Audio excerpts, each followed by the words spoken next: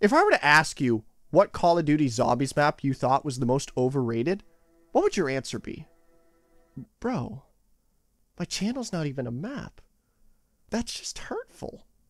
It's a question that's been tossed around from time to time, and there's two sides to this one when you think about it. Because on one hand, you have the casual community, which comprises of a lot more than the hardcore community, and both sides have a different opinion on what they think is the best map and what's the worst map. Personally, I would put myself on the more hardcore side because, number one, I'm making videos on maps, perks, and guns that existed 16 years ago. What casual is crazy enough to do that? And number two, I've been playing since Black Ops 1, and I have put in a lot of hours into playing a lot of these newer maps. I've even been able to participate and complete some round 100s.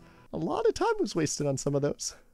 A lot of time. And so when I do give my subjective view on it, I'm probably not going to give the answer that the casuals would think is correct. And even some hardcores might not agree with me, which, by the way, if you don't, feel free to write what you think it is in the comments below, or by liking or disliking. I mean, you won't be able to see the dislikes unless you have the extension, because YouTube removed that years ago. So why don't we just jump right into this? What map has aged the worst out of any map in COD Zombies? When I asked myself this question, the answer was immediate. I don't think there has been a map that has aged the worst like Keener to Toten. Let me explain. Now, when I say something has aged the worst or has aged poorly, it doesn't necessarily mean something aesthetically or mechanically has aged the worst, because Kino hasn't aged that bad aesthetically or mechanically. Like, aesthetically, it's a really creepy map, which benefits it in some ways. Come on, an abandoned theater where it was once a lively place to go, now abandoned and zombies are all around and you can sometimes hear some screams, so that's never unsettling in any way. And then mechanically, it's so sound. Of course it is. Black Ops 1, an upgrade from World at War. Everything about it is so much better than what it used to be, and it still plays very well.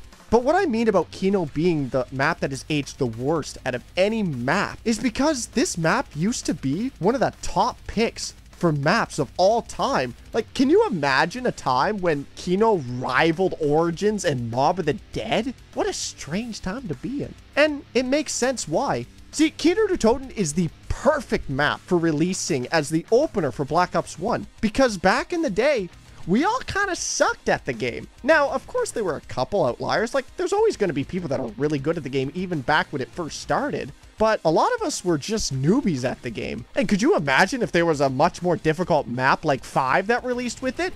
I don't think the game would be anywhere close to what it is today, because Kino was such a good map to start with. It is the perfect map for casuals. You have an easy map where you have a beautiful spot to train on, one of the most iconic, the theater. And then you're presented with one of the best wonder weapons for casual, which basically says one click and remove all zombies from in front of your face. Unless there's a glitch, but don't worry, Treyarch might come to fix that over time. When the game come out again? And there's even some decent camping spots to go on. You have a bunch of traps that do infinite damage. All around, this map is just easy to play. But that's where we begin to see the map start to fall between the cracks. Because it's so easy, it presents no challenge the more you play the game mode. And I don't think it's much of a surprise to say, because there are others in the community that think the same thing, but Keener to Toten is quite bland when you even compare it to its predecessor. Derice was the first map to present us with an actual Easter egg, something that you could complete. No, there wasn't a reward tied to it, but it was kind of cool that it was there. And yes, German Samantha is terrifying. Do you remember her cackle that she does?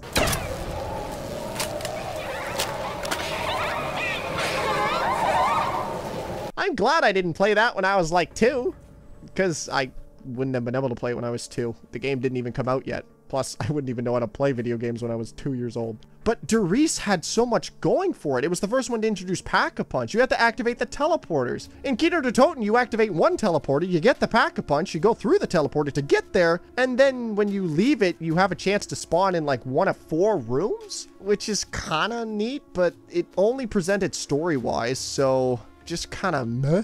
And that's pretty much the entire map in a nutshell. It's just meh.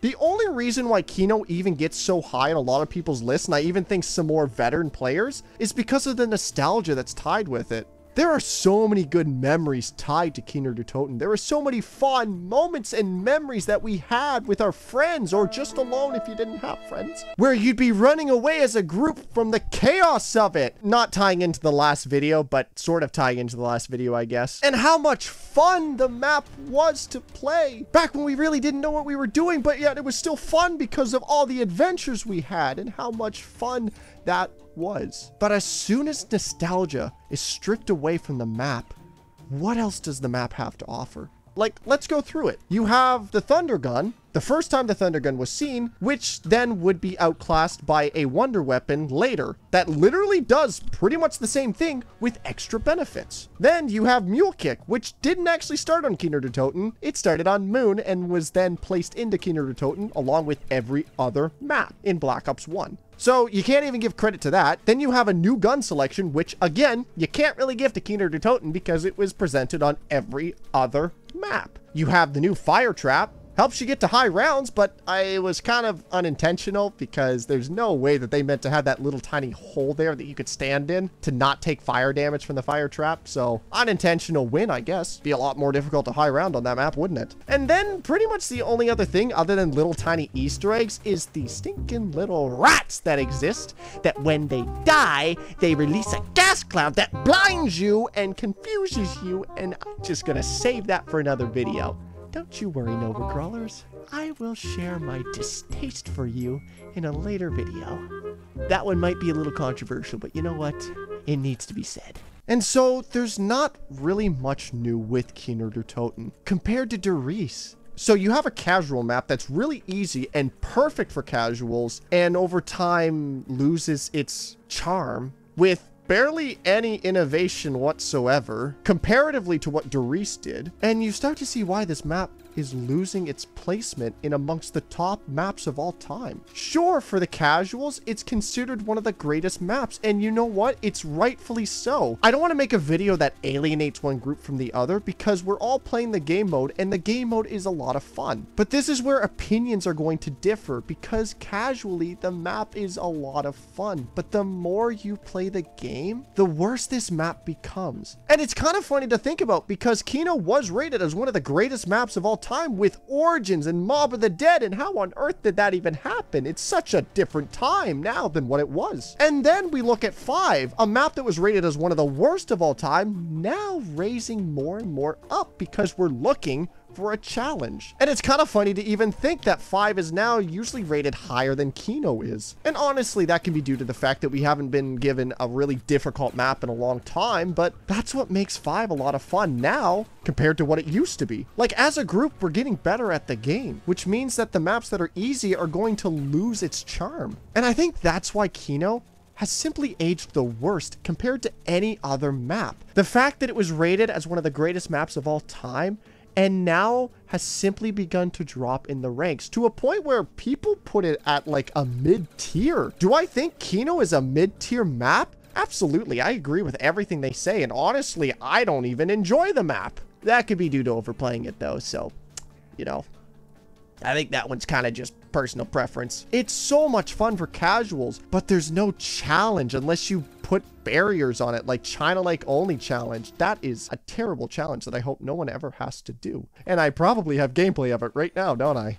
Boy, what a terrible game that's going to be. And so that's just my take on it. Again, if you have a different opinion on it, write it down in the comments below. I'd love to hear what you guys think is a more overrated map or a map that's aged even worse. I will say that I don't think anything in Vanguard takes the cake because when you've already hit rock bottom, you really can't get much worse than that. And who knows, maybe in a year, 2 years time, there's going to be another map that falls from grace just like Kino did. So thank you all so much for watching, and I'll see you in the next video. God bless.